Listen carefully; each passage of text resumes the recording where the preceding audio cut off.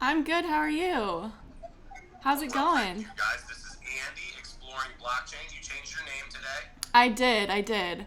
I've been waiting Tell me why. a full month to change my name. So I started this account and with the name Breaking into Blockchain. And I didn't Yeah. really know what to expect coming into the crypto space, but my first video like blew up. It got like 50K views and I was like, "Oh my gosh, I don't know Yeah. if I'm committed to this name because it kind of sounds like breaking into blockchain like I'm trying to hack it or something." You're a So, hacker. yeah, exactly, which I'm definitely not. So, I felt exploring blockchain was more appropriate, but yeah. That's funny. So, guys, if you're just jumping in, first of all, if you guys don't know, you can always click on. So give Andy a follow. Give me a follow if you're not. You can always click on her name down in the corner of the screen. That'll take you to her, and you can just follow her there. We're gonna do an interview and kind of talk about just like maybe there's gonna be crypto involved, but we're gonna kind of get to know some of the influencers. So yeah, let's as long as you're cool with it, Andy, let's get started. Yeah, let's do it. So let's do it. So I'm gonna ask you some personal stuff. Nothing too crazy. I promise you in advance, guys. So do me a favor in the chat. You guys can talk all you want, but if we wait until the end, and I'll tell you kind of where I'm getting to the end of the actual interview, we'll take some questions as long as Andy's cool with it. We'll take some questions at the end on both sides of the chat. So that'll be fun. So yeah, tell me your name, your age, and where you're from. All right. Well, my name is Andy. I am 27. I'm originally from Denver, Colorado, but I live in New York City. So I've been here for about 4 years now, coming up on 4. All right. Yeah. New York City, that's one of the more regulated crypto states. I know. That's what I'm coming to learn. Yeah, I had no idea when I first started like my real journey on crypto as far as like investing and stuff. It's really, really hard to buy crypto here, especially the up and coming projects. So I'm So let's touch on that real quick. When you say it's really hard to buy crypto here, like tell me like where something in Ohio where I don't have any real regulation whatsoever, like what are you not able to do? Yeah, so I cannot use Trust Wallet or Pancake Swap. I have not found a workaround for that. There's a few Okay. people who have commented some workarounds on my videos, but Okay. I can really only use Coinbase or Gemini because the payment Okay. processor that Trust Wallet uses, I think it's called Simplicity or something like that. Okay. They don't accept New York State, so they're like super Wow. regulated, and yeah, it's kind of a pain in the So ass, it's, but so it's not even that you could use a VPN. It's the actual other side of it to actually make things actually happen. It's just not. yeah, like I can sign up. I have a Trust Wallet account and stuff, so I think I can transfer money to that wallet, but Right. can't use Binance US or anything like that in New York. So it's kind of like I'm still trying to figure out like little workarounds and stuff because Pancake Swap is where it's at. I feel like it's important to get into projects early, right, as an investor. So Yeah. yeah, For I'll sure. definitely make some videos So on that. man, I've heard people say that, but I didn't realize like to what extent. I didn't realize that you couldn't get on the Binance US. That would freaking drive me crazy. That was Yeah, I weird. picked the worst state to live in to talk So about did you? crypto. Did you choose to move there? Did you move there with family or what? No, so I moved here by myself a couple years after I graduated college. I had always wanted to live here just for an adventure, and I had lived in Colorado my whole life, went to school there, and so after college, I moved to Denver, and it was kind of one of those situations where you grow up with the same people, you go to school with the same people, like all through high school and then college, and then everybody moved to Denver, so I was like ready for a change. And Yeah. I moved to New York. I got a job at a tech company doing customer support, and my tech background like kind of took off from there. Well, that's a perfect segue. So you said you went to school. So where'd you go to school? You have a degree, and are you working now? Yes. Yeah, I'm working full time, but I guess we'll take a step back and start in college. So I went to the University of Colorado, and Okay. I was one of the people who had no idea what I wanted to do. I changed my major like 3 times. I was set on being an architect for the longest time, so I did my first year in that, and then I switched to computer science for a year. And at the time, my heart wasn't in that, but I ended up graduating with a degree in communications.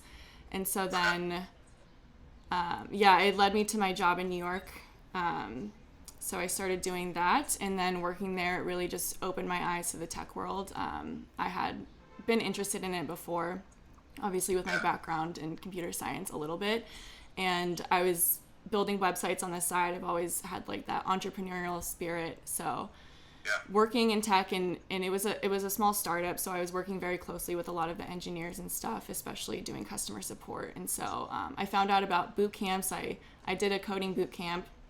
So I think I saw one of your videos that said that you won something in a coding boot camp. Yeah. What was that? So towards the end of my boot camp, it was like a 3-month full-time thing.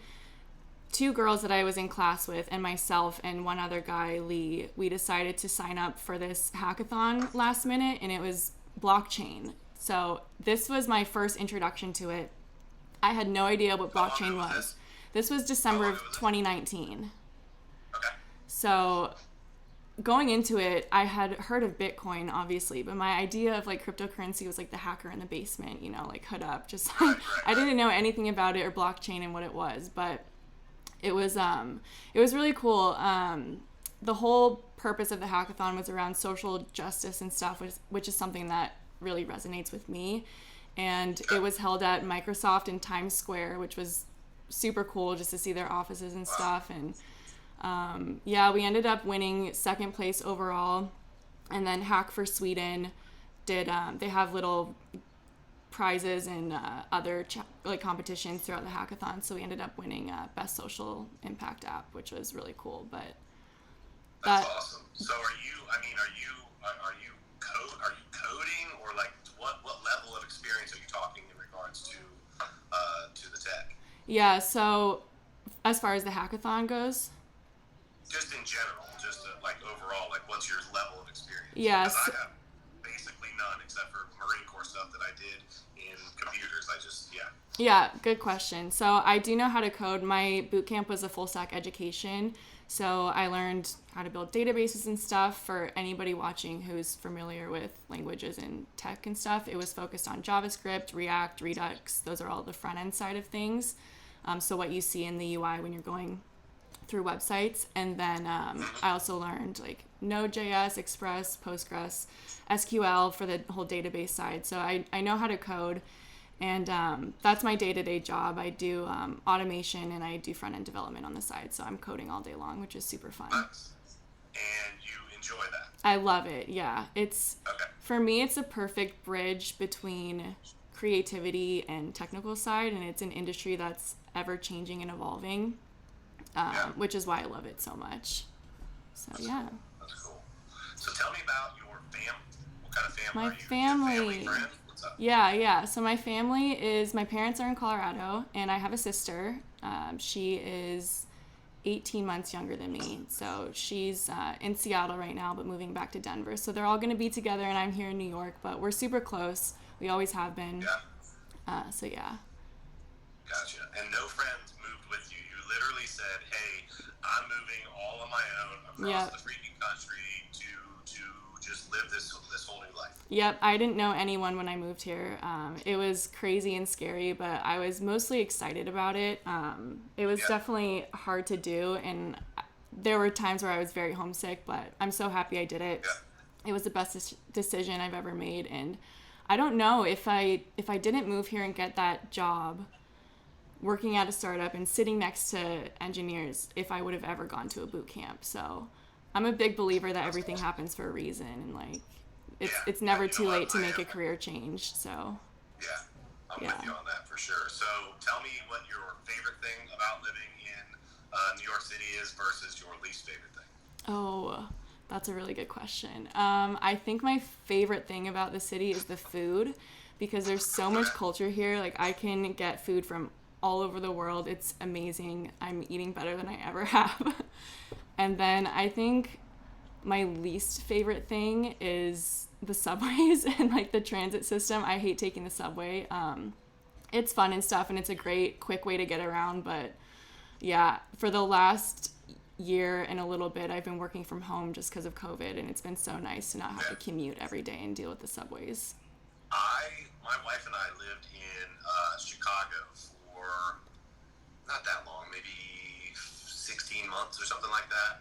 And I will tell you, I had the same. So I had to do a lot of driving for my job at the time. I was working for a rehab center, basically trying to help people get people into recovery. And so I had to do a lot of driving, like to hospitals. But the one thing that I did love was I loved getting. I loved what the L did for me to not have to drive, because the freaking traffic actually driving. It would be like it would take me an hour to get 2.5 miles, and I'm not even kidding. Like it's like that in New York City because I've been there. Yeah. It's ridiculous. Yeah, the subway definitely has its pluses and minuses, but it's okay. It's mostly in the summers that I hate it, because it's just so hot and muggy here, and in Denver it's so dry, and so it's definitely an adjustment. But so you have any pets? I do. I have a cat who I got in college, adopted, and then this last November I got a dog. So she's an 80-pound Lab Pyrenees mix. She's so cute. Her name's Sadie. She definitely has puppy energy. She's like 1.5.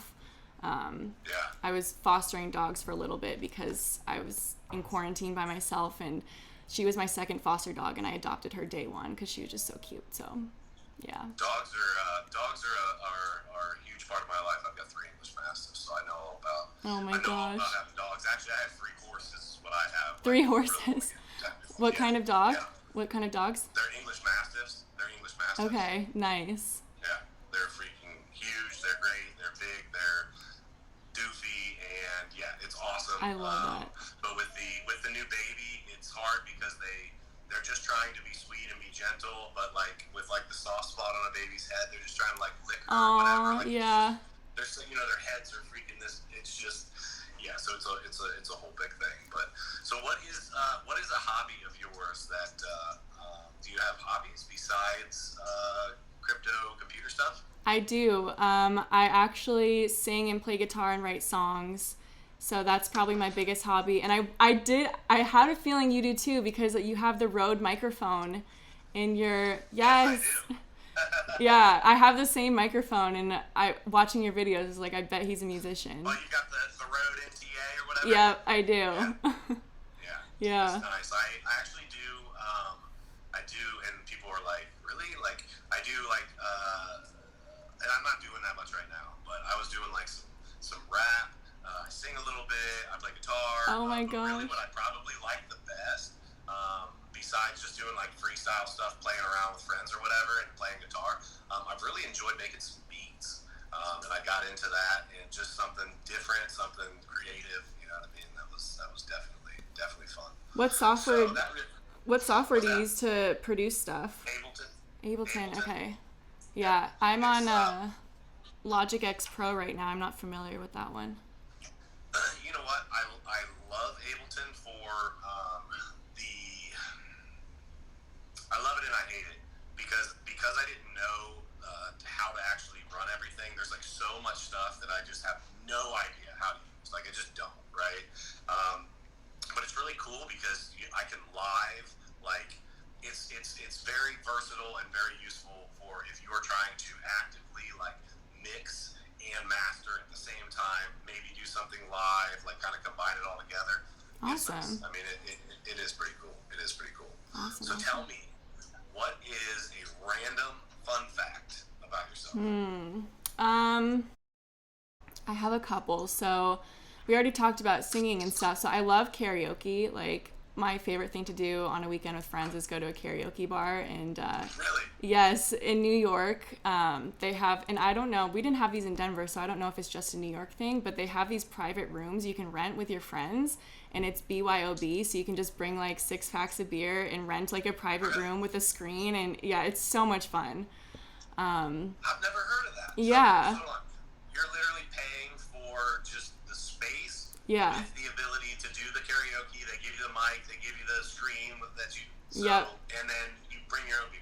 Yep, so you're in a room with like 10 of your friends, and I think it varies on price. It's kind of expensive, like $30 an hour, but with 10 people, it's so cheap, especially with BYOB. Not every place does that. Yeah. You can charge an arm and a leg for freaking alcohol. Yeah, exactly. And so you get like this giant book of songs you can pick, you know, just like a regular karaoke bar, but yeah, it's so fun. So we'll spend like hours there losing our voices and then go out to get pizza after. Like that's my favorite thing. That's super cool. So I take it you made some good friends there then. Yeah, definitely. Yeah. It's hard to make friends when you move to a new city by yourself, but I was fortunate enough to work at a startup with a lot of people my age, and they're some of my best friends now. And I feel like New York gets a really bad reputation of like the people are rude here and stuff, but everyone is so nice and just willing to, meet new people and make connections. And so, yeah, it hasn't been too bad. So we met on TikTok, right? My question is, why TikTok, and what's your social media background? Like, what have you been doing other things before TikTok, or TikTok just really sparked your interest? Like, what's your social media life like? Yeah, I haven't really spent a lot of time trying to build my social media, and I had an old TikTok account that I created during quarantine, which was just like stupid stuff on it. I ended up getting rid of it. But Were you dancing? No, I don't dance. I'm the worst dancer in the world. I'm the worst dancer in the world.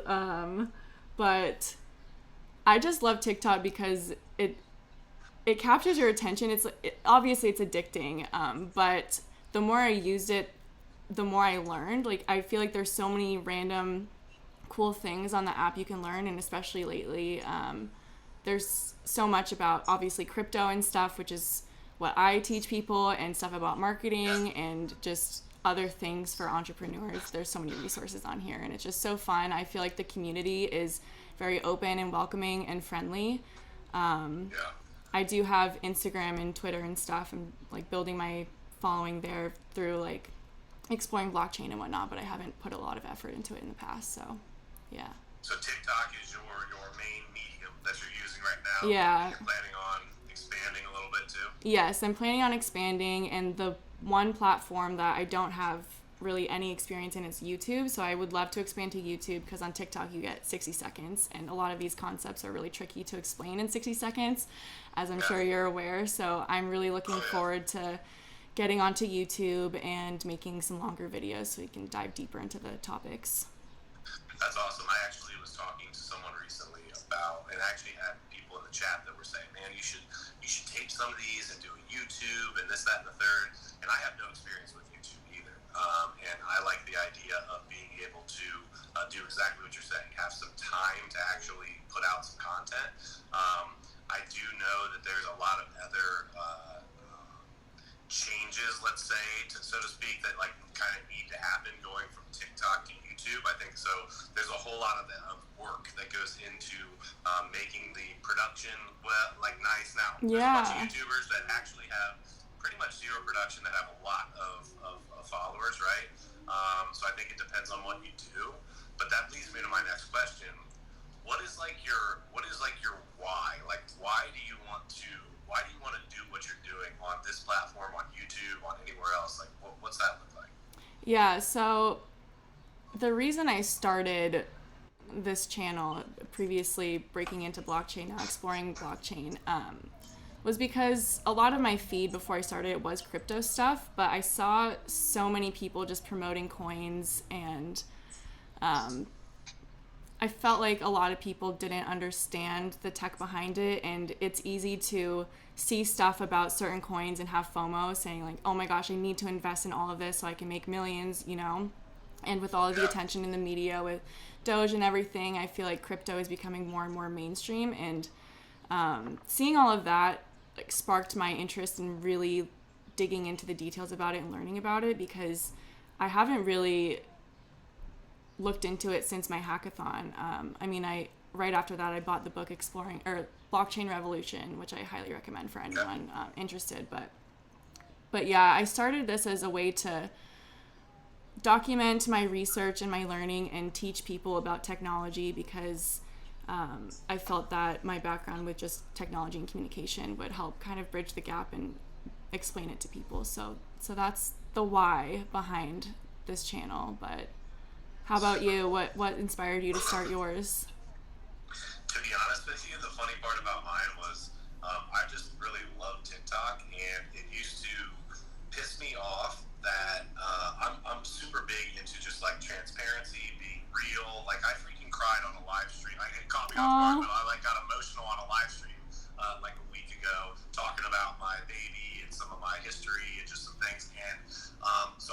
big on like, hey, just be yourself, be real, and there's so much just crap that I was seeing. And I knew the crypto space well enough, and I felt like people were getting in and getting hustled.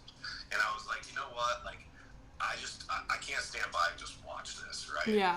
And so I felt like if maybe I could get on, and even I didn't expect to like get a bunch of followers or whatever. I had joked with my wife that she needs to get campaign money ready because we're gonna get we're running for president.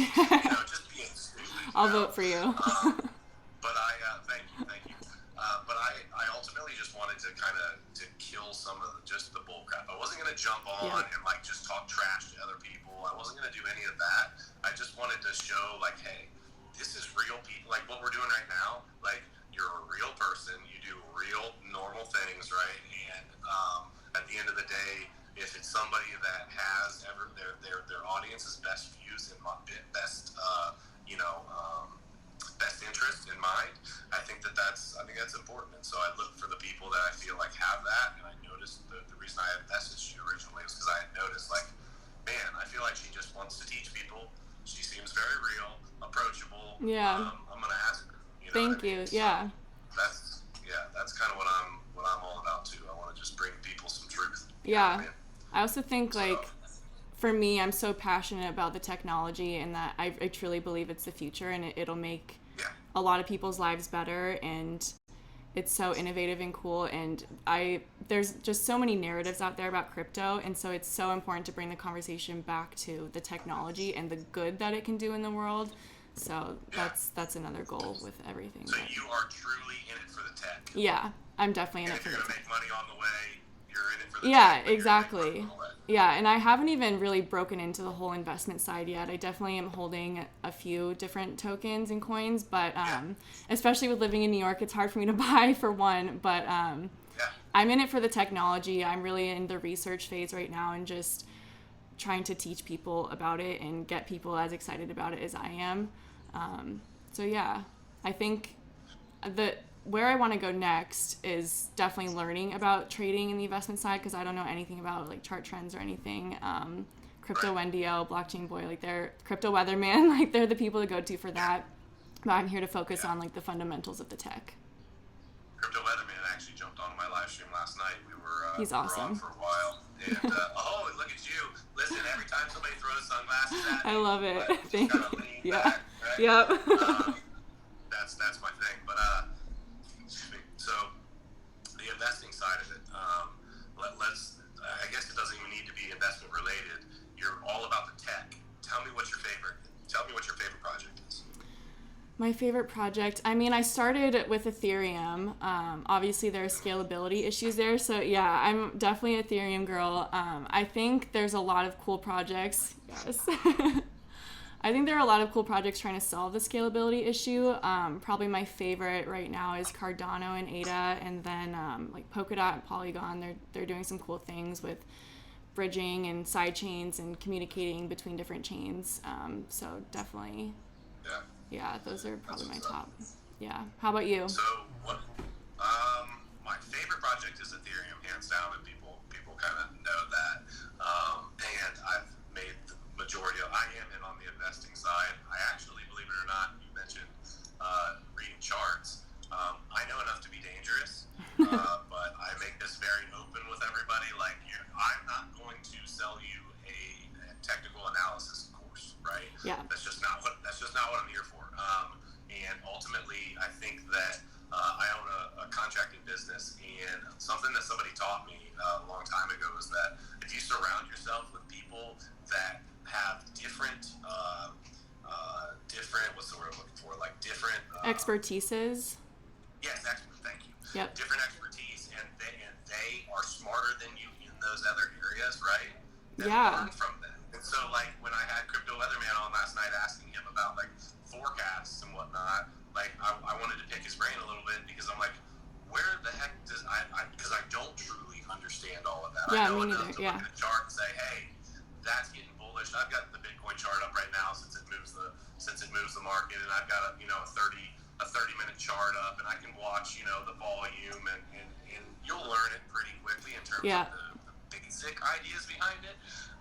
But man, does it get wild when you really, I don't know. Charting for me is like a self-fulfilling prophecy. I feel like there's enough people reading the same charts that if the majority of them look at a chart and read it in one way, then I think mathematically, because I'm huge on math, it has a very good probability of going in that direction. Yeah, so I agree. I don't know, that's just kind of my thought on that. So what's your goal? Like your life? Okay, so this is gonna sound good. What is your life goal, right? So is your goal to continue like absolutely excelling in? And I hope nobody that you work for is on the live stream right now. I don't think they know about this, thankfully. So. Okay. Is your goal to continue to excel in what you're doing right now, or is your goals to say, hey, you know what? If I could absolutely take off, be an influencer, teach people how to do this, make money on YouTube, like do all of those things? What are you kind of thinking moving forward? Yeah, that's a really good question. I think for me, it's kind of best of both worlds. I've always dreamed of having my own company, and I truly love teaching about tech, and especially on TikTok. I feel like my audience and just the audience, crypto, TikTok in general, is so engaged, and it's so much fun for me to read all the comments and respond to them and, talk back and forth. So I love that, and I would love to keep expanding in that sense. My goal is not really to be like an influencer per se, because that means that you're getting paid to promote things. And right. I have been approached by companies, and I haven't done one yet because I want to stay true to myself and like really promote things that I absolutely believe in. I'm not opposed to doing that, but it's not really the end goal for me. I would love to transform exploring blockchain into like a full brand. Like I have my website. I want to build like courses on blockchain, provide learning tools. I have a couple of things in development right now. Maybe have a podcast, just kind of opening the conversation and giving people tools and resources to learn about it and like excel on their own, so they can take what they learned from me as far as the technology and use it to make smart investment decisions. Yeah. Well said. That's awesome. So turning it into a brand, so to speak, ultimately is kind of my goal as well.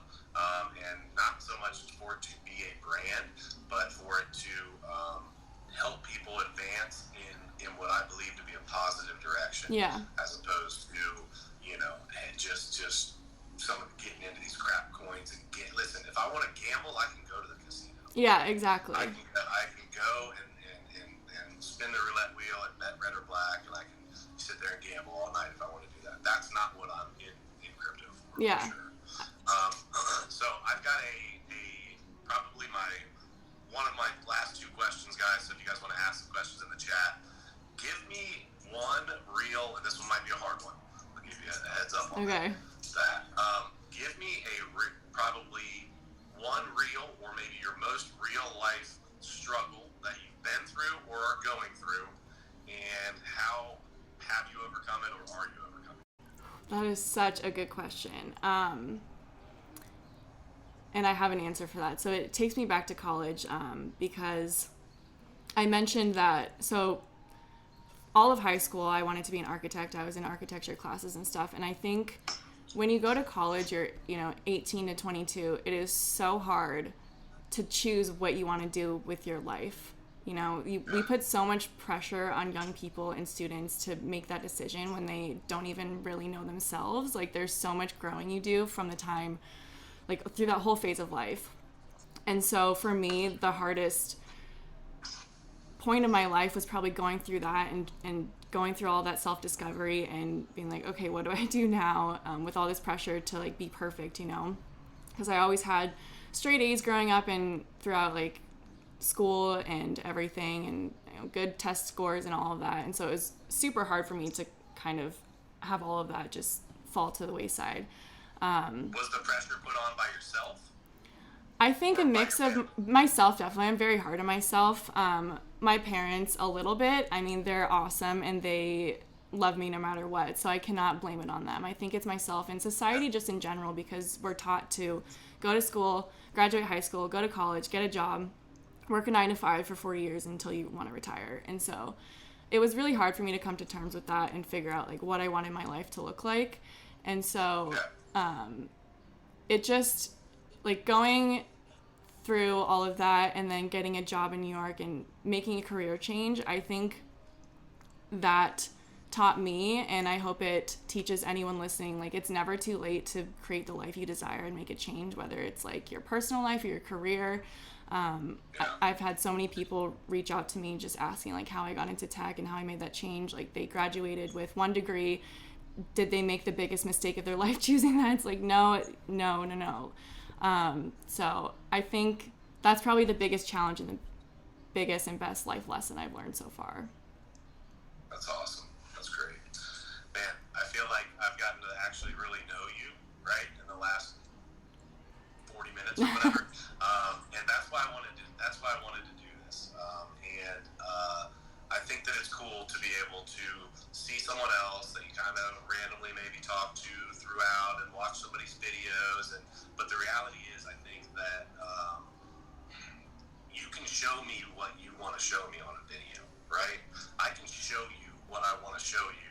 I've got as many takes as I want, right? So the reason that I like a live stream interview is because guess what? I'm literally asking you a question right now. I didn't call you before and say, hey, here's the list of 3 questions. Get ready. You know what I mean? And so, no, I really appreciate you doing this.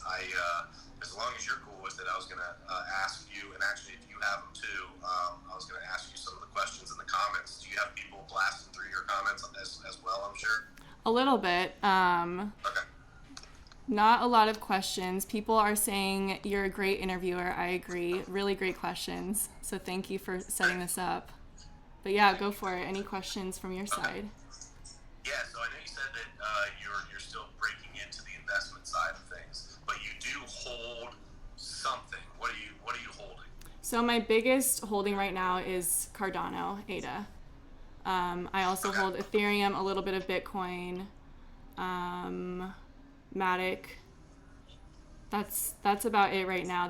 I have a whole list of things I want to invest in, but because of the New York regulations, I just haven't yet. And so yeah. That would totally drive me crazy. It drives me nuts, but it's a good thing I'm focused on the tech side, not the investment side, so it makes it a little bit easier. Right. So you see, and this isn't one of the questions, but I'm asking you because I'm thinking about it. So do you see this being a totally, like, do you see this changing everything in regards to life as we know it in the next 10 or 15 years? I mean, does this tech actually change life as we know? I don't think it's going to change life as we know it. Like, it's not going to completely disrupt society in, as far as that sense. I think the biggest thing it's going to do is protect our data and privacy, especially with like the whole ransomware thing that happened. There was a Wall Street Journal article released, I don't know, sometime after that, saying like Bitcoin is all bad, it needs to be banned because it's fueling ransomware attacks, and it's like, no.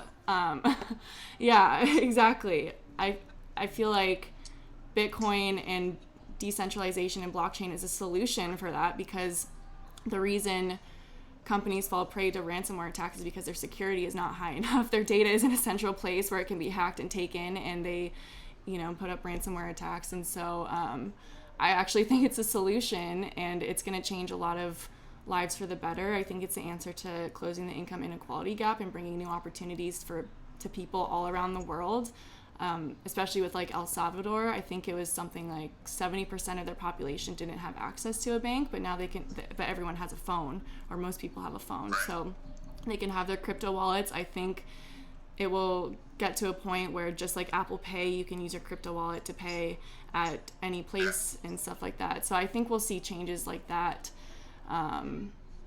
Yeah, it's so new still, and I'm really excited to see what comes out of it, especially with... So is that part of the reason... Oh, sorry, go ahead. I was just going to say, especially with other projects like VChain that solve the supply chain management issue. Like, there's just so many different use cases, and we haven't even seen all of them yet, because a lot of these companies and projects, they're still in work. It's more proof of concept, right? So I'm excited for them to actually get out into the public, and for it to kind of bridge with the whole user-friendly side of things, where we have an app that we can use. Yeah. Because right now it's super confusing for many people that are just getting into it. You start talking cryptocurrency to someone with any sort of technical talk, and they're like, huh? Yeah. You know. So yeah, I'm excited for, and I like the apps that are user friendly. And I think that part of the reason that I really like what you do as well is because you're not sitting there talking way up here, right? You're talking so that basically someone that has any sort of a level of education can understand the idea behind what you're saying, right? And I think that's super important. So then I'm going to make the leap that Cardano is your biggest holding because of the social bringing banking to the unbanked. Is that the main reason why you like Cardano so much? That's why I like Cardano. That's just why I like blockchain and the decentralized applications, like anything that runs on Ethereum, just any projects that kind of deal with that side of the tech. I'm a big believer in it. I think that that's going to be the biggest game changer as far as like disrupting current financial industry.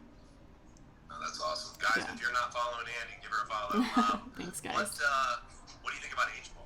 Do you have any thoughts H-Bar, on H-Bar? I think it's really cool. I did a couple videos on it, and they're a little bit different because they use what they call a hash graph algorithm. So they have something called the gossip protocol, which gossip about gossip. Yeah. So it kind of like when a transaction happens, it goes to one node. There's like a block party going on outside, so I don't know if you guys hear the cheering and stuff. Blockchain party? Yeah. Yeah. But when a transaction happens, it starts at one node and it shoots off a copy of it to a bunch of other nodes, and then that sends it off to a bunch of others. So it grows exponentially in that sense, and then it like sorts the times that each node received the transaction and picks the one in the middle, because one of the issues with blockchain currently is that it's all over the world, and so you can't just pick like one central time zone for it to validate the transaction. So it's like what transaction happened first in the like around the world, and so that's how it solves the issue of picking, like sorting them in order basically, and adding them to the blockchain. So I think that is like super revolutionary and cool. That's super. I did a deep dive on that the other night, and as much as I absolutely understood exactly what I didn't understand that. What the world is that? This is the life of living in New York. Somebody's car alarm is going off. Sorry about that. But yeah, I thought that it was pretty crazy too. That like with blockchain, they're like basically cutting off parts of the chain, like they were just describing it as like trimming a tree. Where this was just basically a huge game of telephone. Great, yeah. Before, tell the person in front, tell the person behind, and I thought that was super cool. And somebody mentioned like data protection. And so they want to know if you have any thoughts on Filecoin. On what? Which I don't. On Filecoin. Filecoin. I've never heard of that. I'm not invested in it. I know what it is. But I'll have to look into it. Yeah. But yeah. And then someone on my end asked about H-Bar before we move on to another topic. So it has patent pending. They asked H-Bar patented, good or bad, depending on your point of view. So I think this could be a good thing, because as from an investor side of view, because if their algorithm is patented, they created this thing like brand new from scratch. And so I think if it's patented, it'll be a really good thing for them. So yeah, that's my thoughts on that. And then somebody else asked, where do you invest in Cardano? You can buy it on Coinbase. So that's probably the easiest way to buy it. Yeah. You couldn't for a while, but you can now. Okay. Well, obviously you can now, but I'm saying, are you able to use crypto.com? I'm not sure about that. Crypto.com's like out of Gibraltar. So I don't know what the regs actually are or why they are the way they are in New York City. But that is a super user-friendly app. Now you use Gemini as well, right? And I'm not familiar. I've never even used Gemini. Yeah, I think I bought Dogecoin on it, so that's the only thing I bought on that. But yeah, it doesn't have a lot of coins listed on there, so Coinbase is probably my number one right now. But I'll definitely have to check out crypto.com as far as buying coins and stuff. Well, you know what I like about crypto.com, just as a thought, if you're able to use it, I'm big on taking profits on the way up because I've been burnt by not doing that. Right? Yep. And one of the cool things that you can do with crypto.com is they have a card, right? It's a credit card that you can actually spend your crypto, right? So as counterintuitive as it sounds, to spend your crypto, because everybody's like, no, I gotta save and I've got to stack, and okay, great. But at the end of the day, if I'm going to actually take profits rather than just taking it straight into fiat, right? Why don't I just, hey, I've got life has to happen for me, right? And when it swipes for me just as if it is a normal everyday debit card, right? Yeah. So I'm able to literally use it as exactly that, like a profit-taking strategy. So I think it's pretty cool, and like I said, it's user friendly for sure. Yeah, that's awesome. I feel like that's where society's going to go. Everyone has a crypto card that you can use to make your purchases, just shopping wise. So yeah, that's awesome. Yeah, no doubt. So do you think you're big into like the social side of things too? How do you think that the who's going to be the next country to jump on, or not even so much who's going to be the next country, but what do you see these countries that are jumping in and getting their feet wet with this? How do you see that as actually helping move other bigger countries into doing it, or do you think it's just going to be their own little niche things that they're doing? I think that other countries will follow suit. I mean, at the end of the day, as much as countries and governments are reluctant of change because they control everything, right? I think that it's an economic opportunity for them, and it's a way for them to increase security, or companies in general. I feel like other countries will follow suit. I did see a headline the other day that Netherlands completely banned Bitcoin, which is interesting. I feel like we'll see if that's actually true. I know you haven't been in crypto that long, but they literally, it's fun almost all the time. It's fun, and it's so frustrating. That's one of the things I freaking hate. Yeah, I agree. Sure. So we'll see what happens, and then I'm hoping that New York's getting a new mayor, so hopefully we'll get rid of some of these intense regulations as far as buying it goes.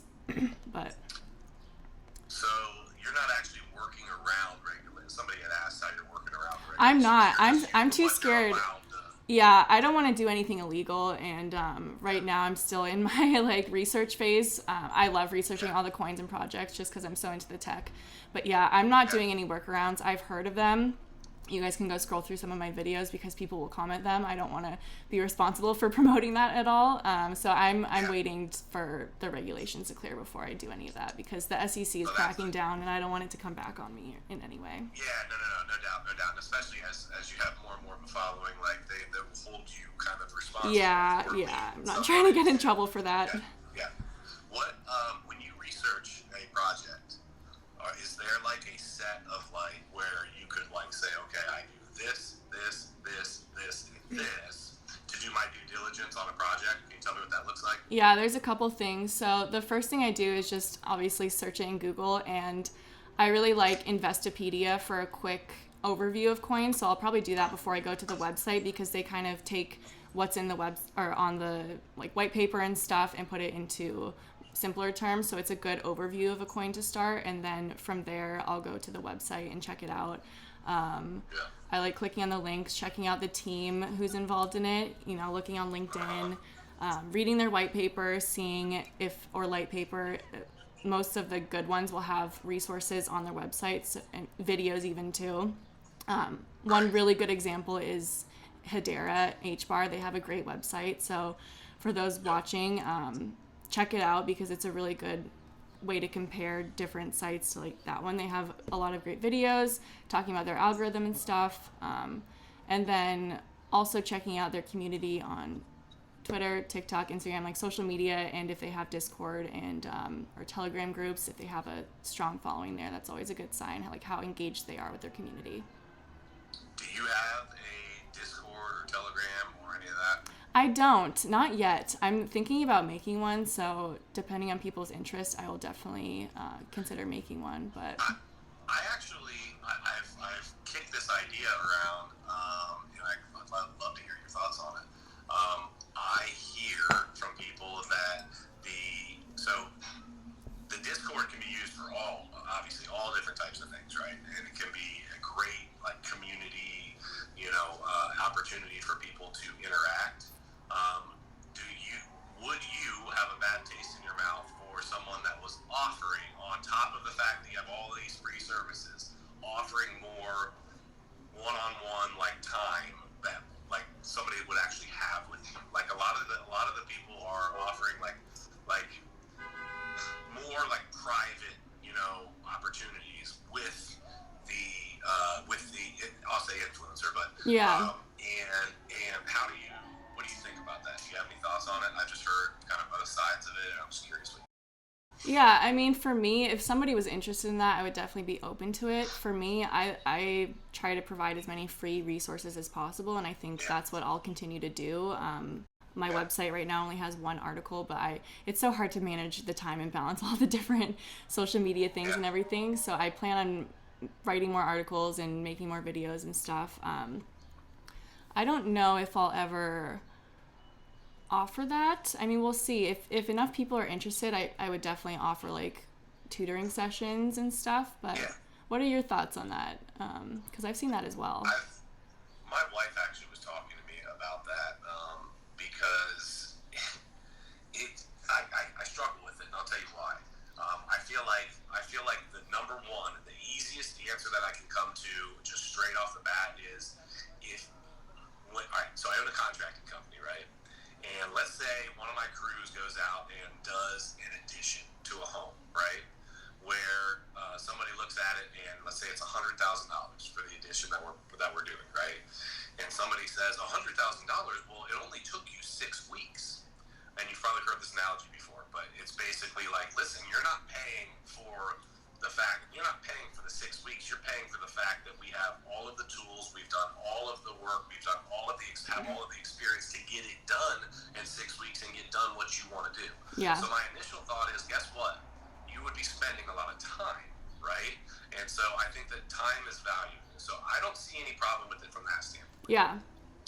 Where I see a problem with it is when a service is being offered that either A, you're not holding up your end of the deal, right?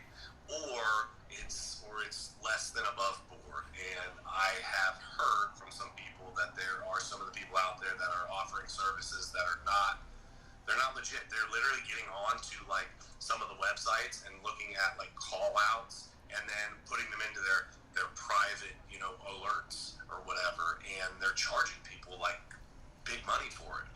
I can't get on board with that for sure. I think if I ever did something like that, I would need like an approval process. So if somebody's interested in a one-on-one session on like some project, tell me what the project is and what your goal is and what your knowledge going into it is, so I can help fill in the gaps. And so I would take the time beforehand to do research and really make the most of that, like 30 minutes or hour or whatever it is, answering all the questions.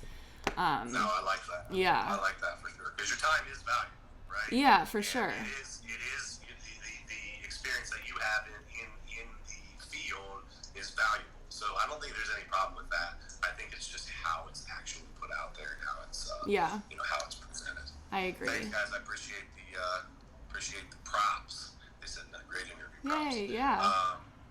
And some people are saying that they would love like the private conversation stuff. Okay, good to know. Yeah, I mean, I've heard people ask about it, and again, I'm so new with this that I'm just trying to feel things out in regards to just as a whole, and so I'm definitely feeling that out too.